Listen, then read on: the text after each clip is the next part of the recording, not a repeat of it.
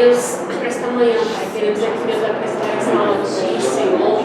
Deus, apresentar a vida do professor, Jesus, querido Deus, que esses poderes entrar, Senhor, a gente entender, Senhor, tira todo o travamento da nossa mente, meu Pai, nesta manhã, Jesus. Usa o Teu Filho, Deus, conforme o Teu querer e a Tua vontade, Pai, nós pedimos, em nome de Jesus. Amém. Deus.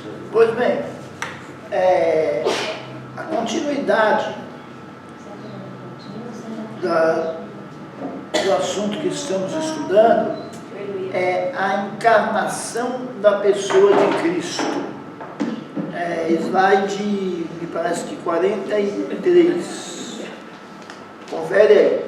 Aqui para mim aparece como 42, 43.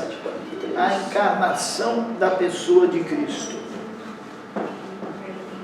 É isso? A encarnação da pessoa de Cristo.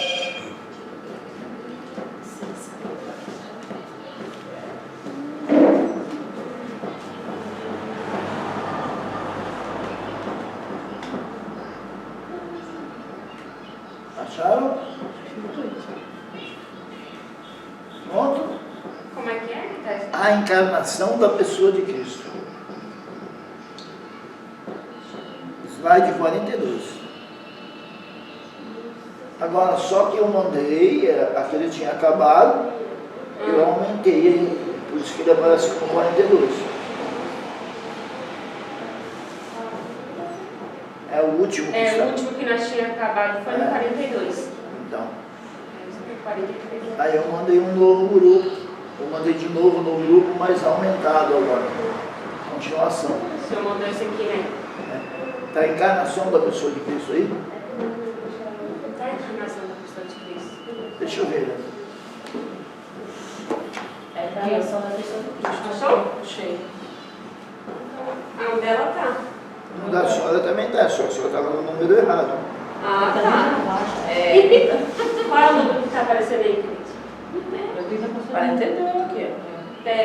Tá certo, professor. Eu estava vendo A encarnação da pessoa de Cristo. Todos acharam? Amém. Estava no errado. É o de baixo, tá? No de cima. Já tá no comecinho também. Isso, Ele não está fazendo download. Não está fazendo download, não. É o seu celular. Acompanha com a gente que depois vê o que aconteceu.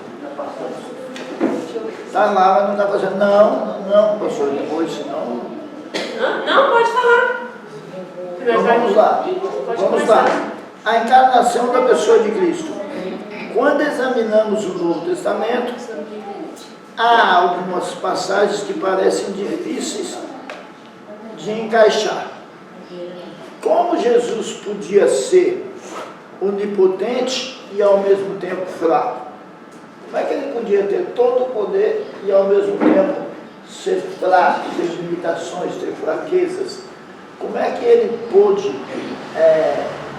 acalmar a tempestade e ao mesmo tempo estar cansado na beira do poço de Jacó?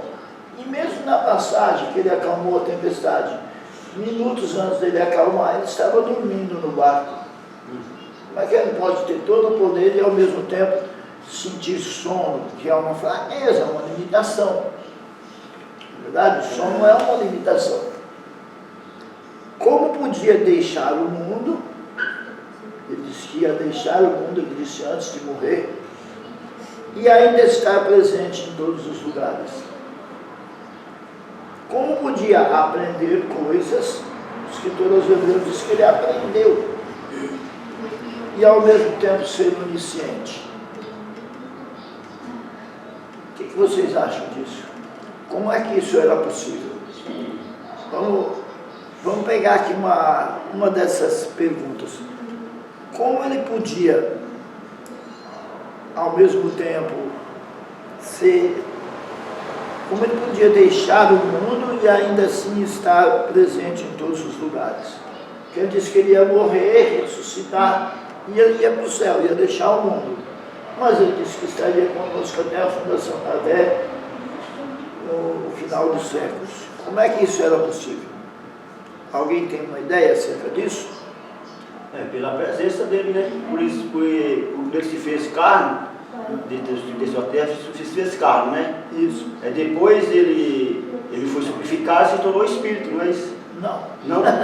Desculpa falar assim, não, escapou. Porque a gente nunca deve dizer assim, não diretamente. Né? Então, agora já disse. Não, sabe por quê? Porque ele continua no céu, 100% Deus, 100% homem.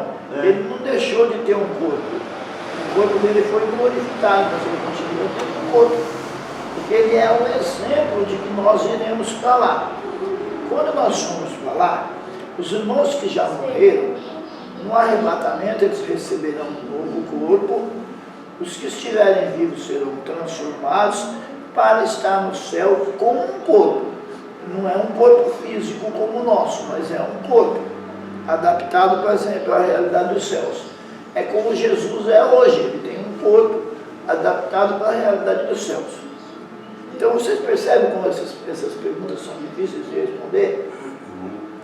Como é que ele pode? Ele estava dormindo no navio. Quem dorme é uma pessoa que tem fraqueza, que tem limitações, que sente sono. E de repente acordar e repreender a tempestade como quem tem todo o poder. É isso que nós vamos tentar entender, tá bom? A união hipostática. Para tentar explicar essas passagens, a teologia usa o termo técnico, união hipostática, referente-se à forma como Deus e a humanidade estão unidos em Cristo. Como é que pode estar a humanidade e a divindade em uma só pessoa? Não são duas pessoas. Não é igual aquele filme do Jim Carrey, eu mesmo e Irene. Eu sou uma pessoa, eu mesmo sou outra pessoa e Irene. Não é assim. São duas naturezas, mas é uma pessoa só. É a divindade, a humanidade na pessoa de Cristo, uma pessoa só. Pois bem, a palavra hipostasis, em grego, é usada para designar pessoa. Então a palavra hipostasis, em grego do grego, quando se traduz para o português, aparece a palavra pessoa. Porém, é mais forte que o termo latino persona, pois recorda que se trata de uma relação substancial. Assim, a união entre Deus e o homem não se dá de forma acidental, se dá de forma essencial. Então não foi uma coisa que aconteceu de repente como um acidente, não. A substância da humanidade e a substância da divindade se uniram em uma só pessoa. Olha lá.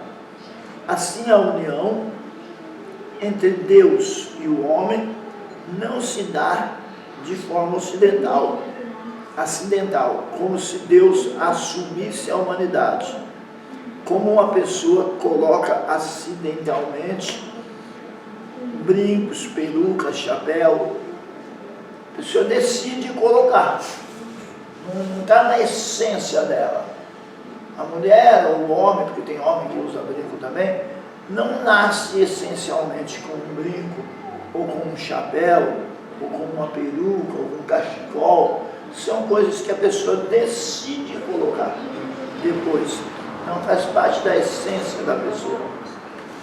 No caso, o óculos também a pessoa coloca por necessidade e alguns colocam porque acham bonito, né? Decide colocar alguns tipos de óculos.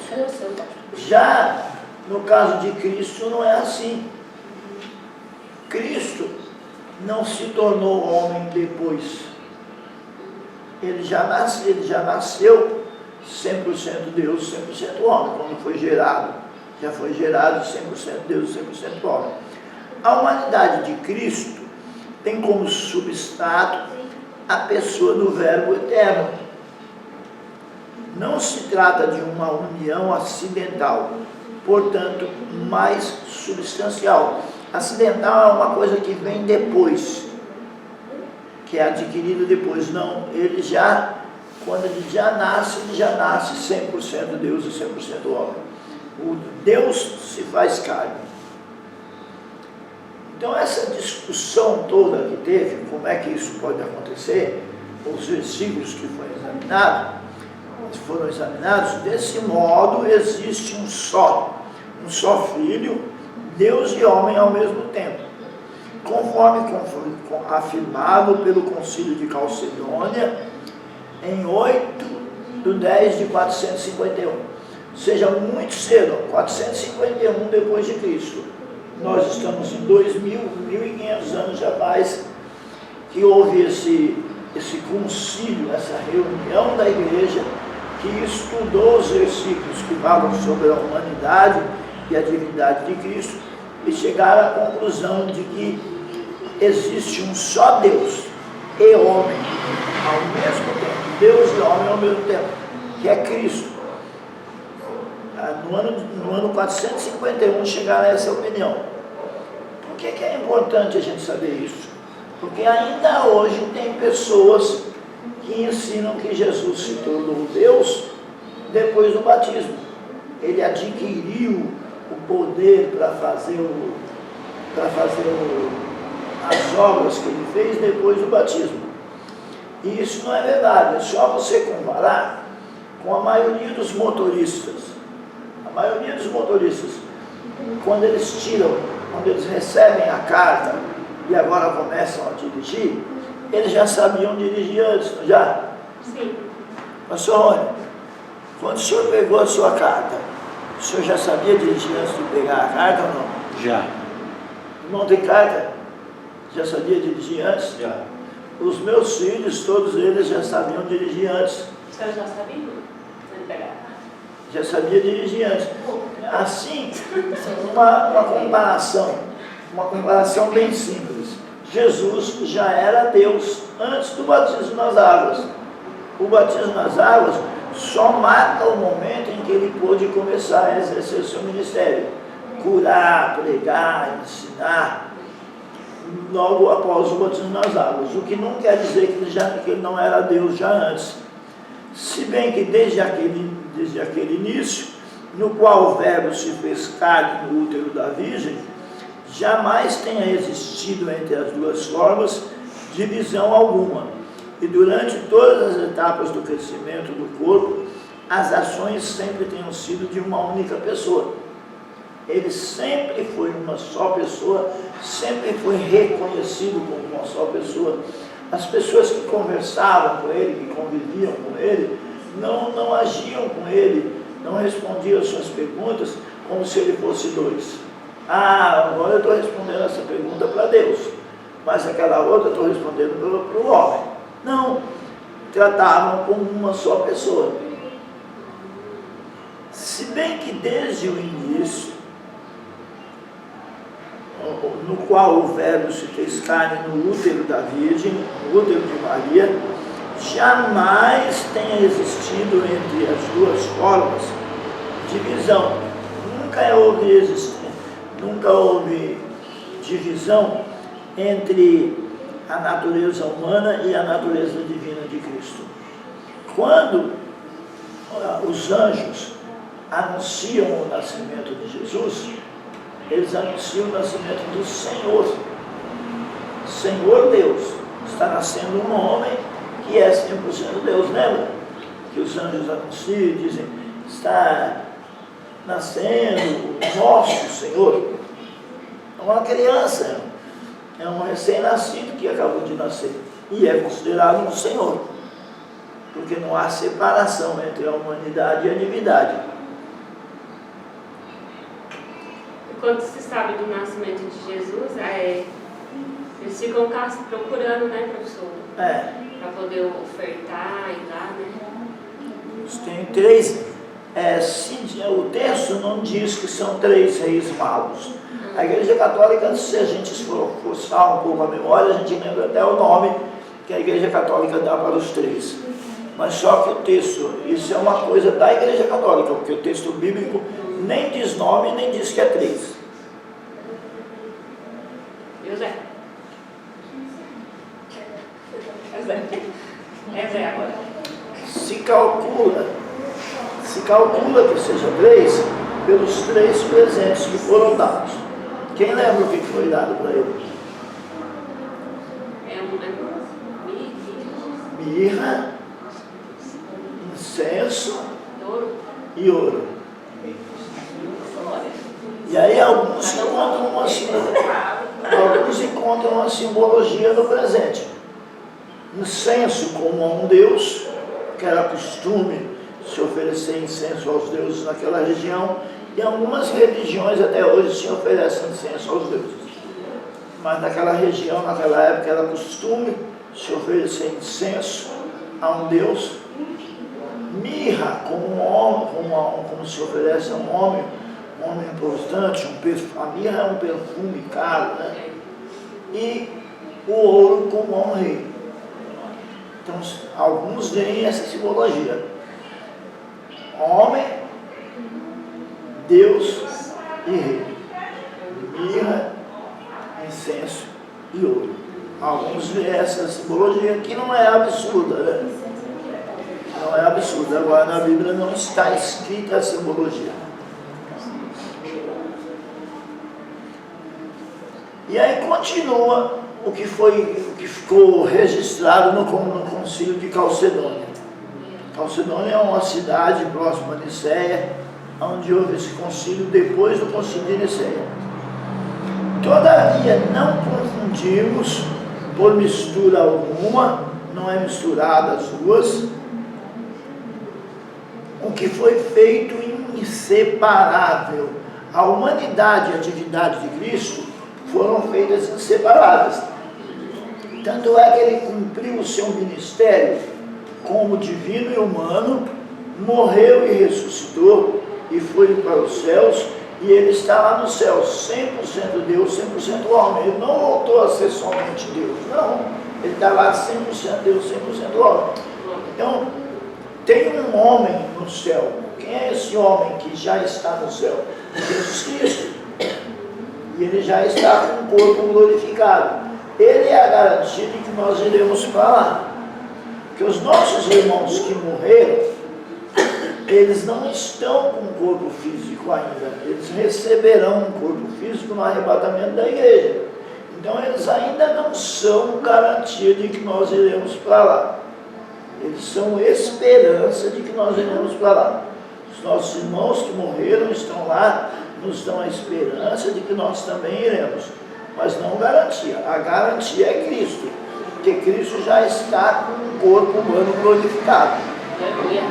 Ele é a garantia de que nós também iremos para lá. Glória a Deus.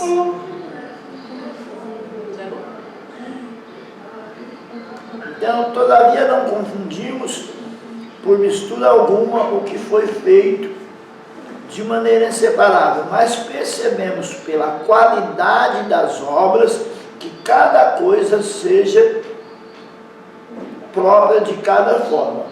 Ou seja, cada obra que ele fez é própria ou da humanidade ou da divindade. Por exemplo, quando ele sente sede, é parte da humanidade. Porém, como ele é Deus e homem, a divindade ela passa a participar dessa sede também. É como se o próprio Deus tivesse sentido sede. É por isso que ele pode nos representar. Porque como ele, como homem, sente sede, sente tristeza, sente sono, Deus, como é uma pessoa só, Deus participa nisso. Deus participa nisso. Na cruz do Calvário, quando ele morre, Deus não morre. Deus não morre, mas Deus participa da morte. Deus participa da morte. Ou seja, Deus, o Deus Filho, pode afirmar, conhecer as limitações do homem, porque ele na encarnação passou por elas. Né? Então, embora seja uma natureza só que faz, a outra é participante. Compreendemos, todavia, que embora seja de fato, seja um só, o Senhor Jesus Cristo, e nele uma única, a mesma pessoa, a pessoa da verdadeira divindade da humanidade de Cristo. Compreendemos, todavia, que a exaltação com a qual diz o doutor dos gentios aqui é Paulo, Deus o exaltou, ele deu um nome que supera todo nome, se refere àquela forma que devia ser enriquecida com o aumento de tão grande glorificação. Quando ele se fez homem, ele rebaixou-se. É isso? O apóstolo Paulo, escrevendo aos Filipenses, diz que ele humilhou-se a si mesmo. E agora, na sua morte e ressurreição, Deus deu a ele um nome que é sobre todo nome. Ou seja, a sua humanidade foi exaltada junto com a sua divindade. E ele, Jesus Cristo, não só o Deus, mas o homem Cristo, é exaltado à condição de um nome que é sobre todo o nome. Não tem outro nome mais importante que o nome de Jesus. Né? Inclusive, o nome para ser invocado hoje é muito mais o nome de Jesus do que o nome do Pai. Na própria oração diz: em meu nome pedireis ao Pai em meu nome. Então se pede a Deus em nome de Jesus. Aquele texto de Joel que diz que haverá um dia, um momento em que todo aquele que invocar o nome do Senhor será salvo. Quando chega em Atos dos Apóstolos, esse Senhor aí é Jesus Cristo. Deixa de ser o Pai, não que o Pai deixe de ser Deus, mas o nome principal para ser invocado deixa de ser o nome do Pai e passa a ser o nome do Filho.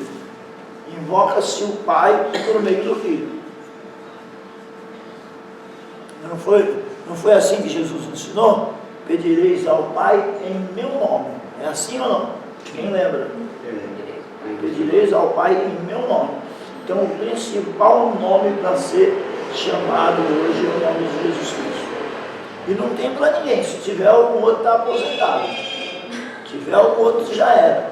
Porque Paulo, escrevendo aos Filipenses, diz que Deus deu a ele um nome que é sobre todo nome.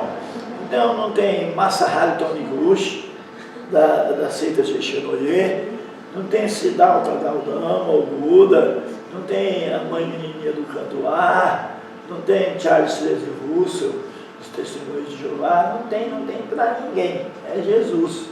O nome para ser invocado é o nome de Jesus. Tem até um hino que o Nelson Nedes canta, que ele pergunta: qual é o nome que você costuma chamar?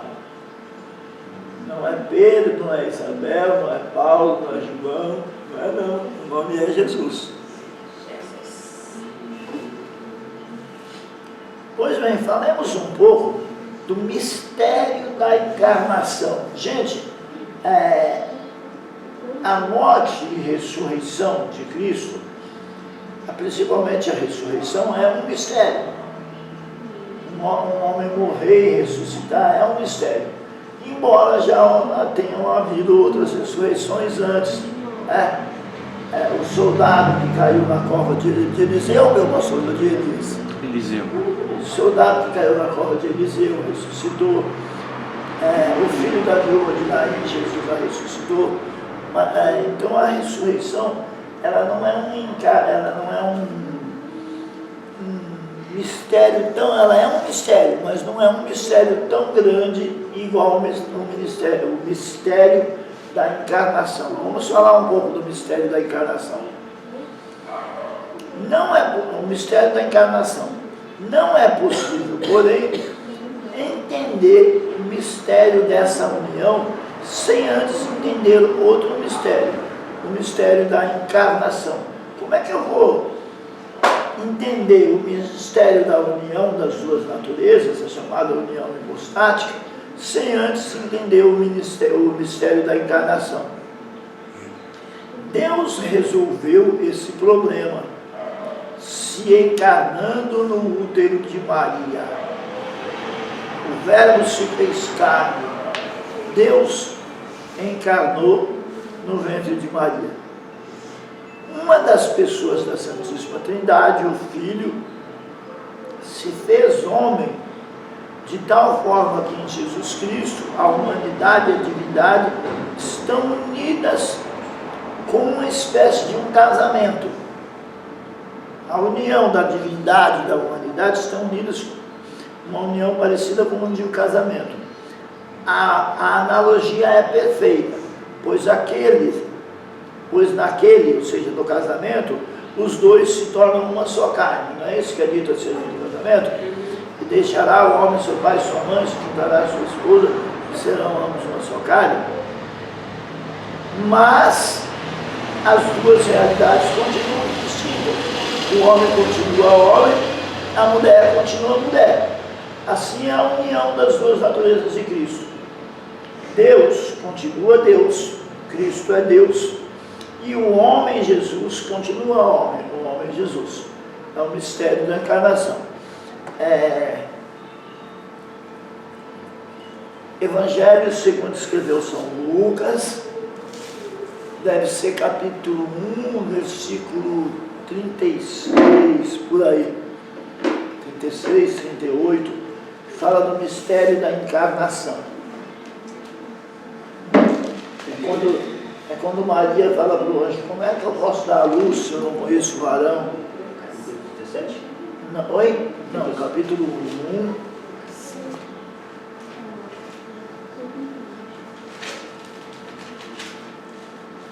Capítulo 1, deve ser versículo 37, por aí, 37, 38.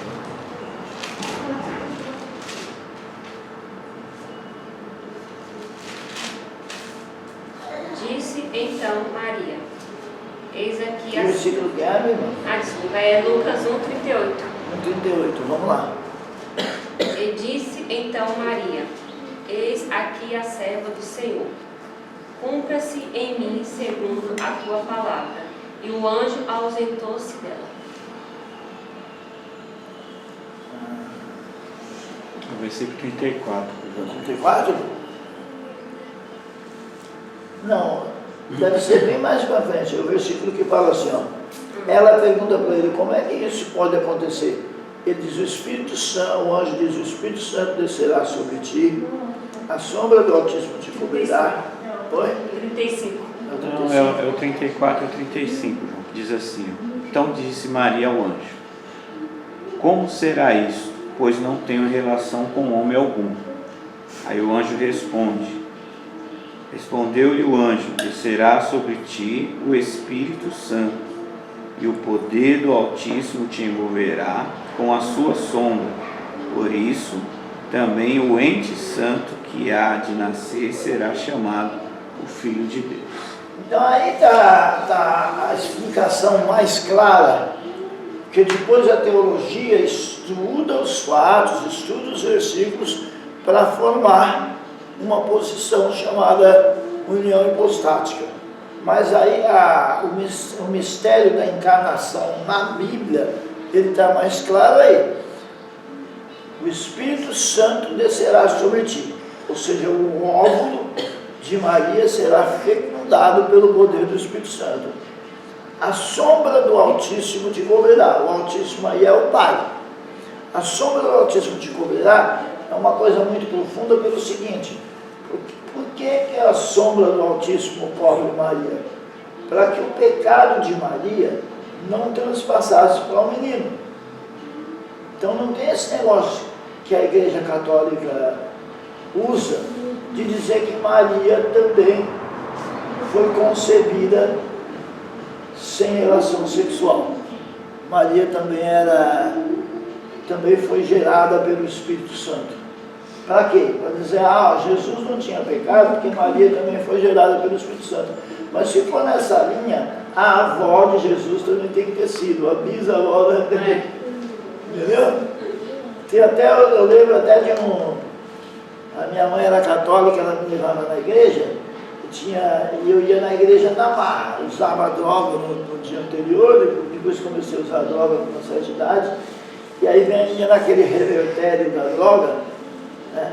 Igual o bêbado quando está de ressaca, pior um pouquinho, e eles cantavam assim, viva a mãe de Deus e nossa, sem pecado concebida.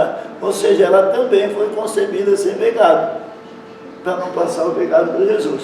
Viva a mãe de Deus e nossa, sem pecado concebida. Viva a mãe de Deus e nossa, ó Senhora Aparecida. E ia por aí afora. Ia por aí afora. O versículo acaba com esse problema, não precisa nem a doutrina e nem o hino, porque o Espírito Santo descerá sobre ti, a sombra do Altíssimo te cobrirá. Quem impede que o pecado de Maria passe para Jesus é Deus, é o Pai. A sombra do Altíssimo te cobrirá. E o ente santo, o ser santo, que de ti há de nascer, será chamado Filho de Deus. Esse é o mistério da encarnação. O mistério da encarnação tem a participação da Trindade. Quer ver? Repete para nós, meu pastor, para nós vermos a participação da Trindade no mistério da encarnação. O senhor pode repetir para nós, por favor? Respondeu-lhe o anjo: descerá sobre ti o Espírito Santo. Espírito Santo. E o poder do Altíssimo te envolverá com a sua sombra. O Pai. Por isso, também o ente santo que há de nascer será chamado Filho de Deus. O Filho. Está vendo a Trindade aí participando da encarnação? Sim. Então falemos um pouco sobre as características da união hipostática. Uma natureza faz alguma coisa que a outra não faz. Em Cristo é preservada a propriedade de cada natureza, a divina e a humana. Então vamos lá. A natureza humana de Cristo, vocês estão com um quadro aí no slide? Sim, está aqui. Então tá. De um lado está a natureza humana de Cristo, do outro lado está a natureza divina de Cristo, não é isso? Uhum. Então, como homem, Jesus subiu ao céu e já não está aqui no mundo conosco, como antes.